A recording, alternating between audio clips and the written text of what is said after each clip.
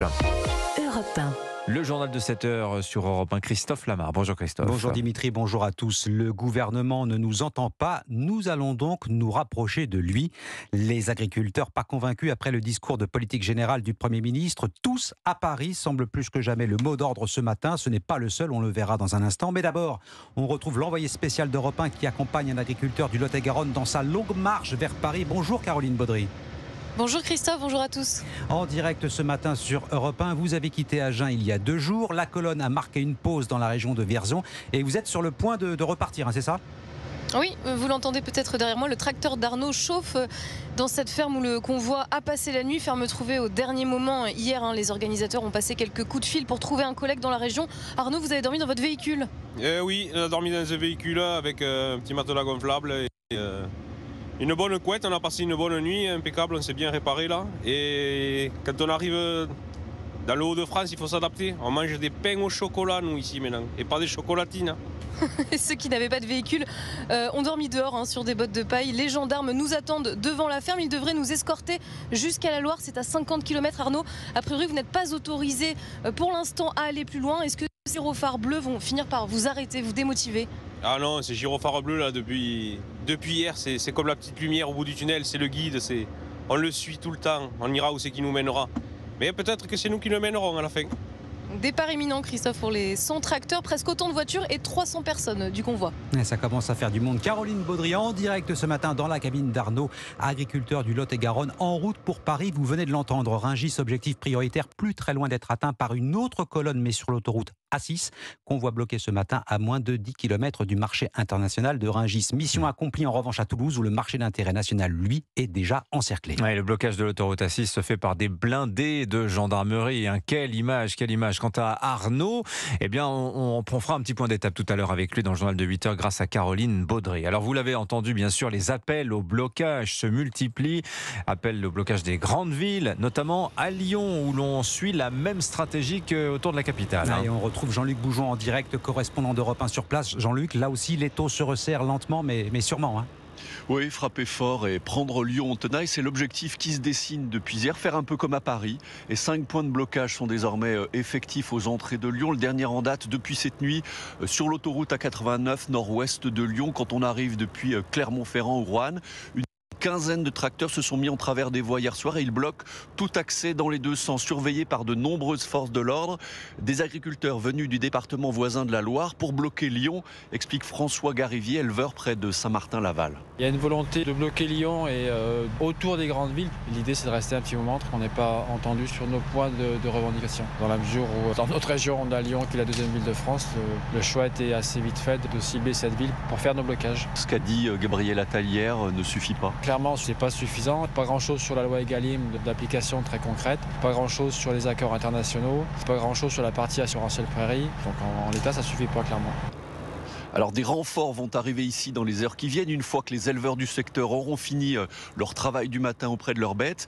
Et dans le même temps, 2 autres blocages sont envisagés dans la journée sur la 47 en provenance de Saint-Étienne, sur la 42 aussi en provenance de l'Ain, ce qui pourrait, si cela se fait, porter à 7 le nombre de blocages autour de Lyon. Jean-Luc Boujon en direct de Lyon. À Nantes, le pont de Cheviré qui permet d'enjamber la Loire est bloqué depuis hier soir. Opération à durée indéterminée, précisent les agriculteurs, rejoints ce matin par les marins-pêcheurs. Plus au sud, en Provence-Alpes-Côte d'Azur, là, c'est une autre voie qu'empruntent les membres de la Confédération paysanne. Appel au blocage des centrales d'achat de la grande distribution. C'est déjà le cas pour 2 grandes enseignes dans la région, Lidl et Leclerc, plateforme logistique bloquée. Et malgré ces perturbations, les Français ne retirent absolument pas leur soutien aux agriculteurs. La preuve avec les enseignements de ce sondage CSA pour Europe 1, CNews et le journal du dimanche. 51% d'entre eux affirment regarder l'origine du produit, France ou Union européenne, dans les rayons des supermarchés. Et pour 39% des sondés, l'Europe est responsable de cette crise. Il y a les intentions et il y a la réalité. Le portefeuille sert souvent d'arbitre.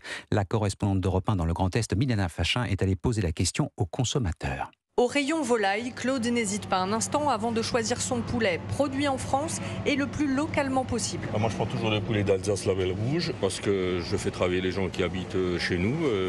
Bon, il y a des choses qu'effectivement on ne trouve pas chez nous, donc je suis obligé de les prendre, j'ai pas le choix. Après, je sais que les gens ont des difficultés financières, Bon, moi, je n'en ai pas trop. Et c'est bien là le problème pour Sabine. Elle essaye au maximum de consommer français. Dans la mesure du possible, oui.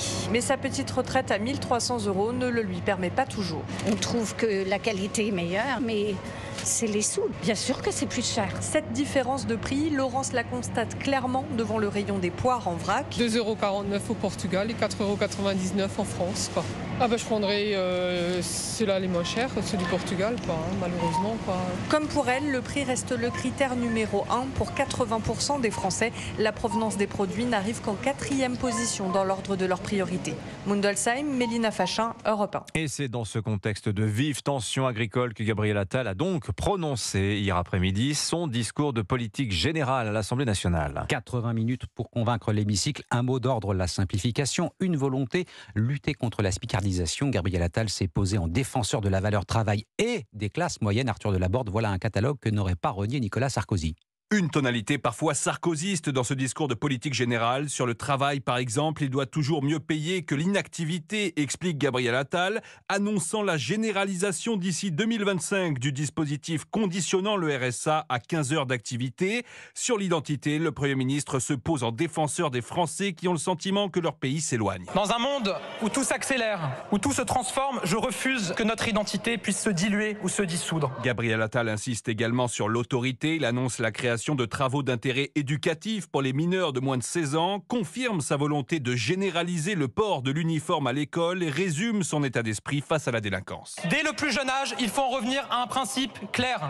Tu casses, tu répares, tu salis, tu nettoies, tu défies l'autorité, on t'apprend à la respecter. Et comme pour contrebalancer ce discours globalement à droite, le Premier ministre mise sur les réformes sociétales comme sur la fin de vie avec un projet de loi sur l'aide active à mourir examiné avant l'été ou l'inscription du droit à l'IVG dans la Constitution. Arthur Delaborde du service politique d'Europe 1. Et parmi les annonces du Premier ministre, il y a la santé, instauration d'une taxe lapin. Oui, les patients qui annulent sans prévenir un rendez-vous chez le médecin en seront pour leurs frais. Gabriel Attal confirme par ailleurs les 2 engagements pris par Elisabeth Borne avant lui, la régularisation des médecins étrangers et la réforme de l'aide médicale d'État avant l'été. Et on achève ce journal avec un podcast Europe 1, le retour des récits extraordinaires de Pierre Bellemare, saison 2. Et plus de 1 300 000 écoutes pour la saison 1, thème de la saison 2. Petit crime en famille, 10 épisodes inédits disponibles dès aujourd'hui sur le site et l'appli Europe 1 ainsi que sur toutes les plateformes d'écoute. Un extrait tout de suite de l'épisode 2, Une vie sous hypnose. Je ne crois pas que vous puissiez imaginer une seule seconde ce que fut la double vie de Julia Krantz. Elle a duré 7 ans. 7 ans de ténèbres. 7 ans pendant lesquels Julia Krantz fut tour à tour Dr Jekyll et Mr Hyde. Lorsque vous entendrez la fin de ce dossier extraordinaire, qui que vous soyez, regardez-vous dans une glace et demandez-vous très honnêtement ce que vous auriez fait à la place de Julia Krantz. Vous verrez comme ça fait peur. Vous verrez comme c'est effrayant de penser que la double vie de Julia Krantz pourrait être la vôtre. Mais qu'a-t-elle fait, cette Julia Krantz? Et on a hâte d'écouter la suite, mais quand même, quel conteur d'histoire, ce Pierre Bellemare. Absolument, merci beaucoup Christophe Lamar. C'était votre journal. Il est 7h09 sur Europe 1 à suivre l'édito.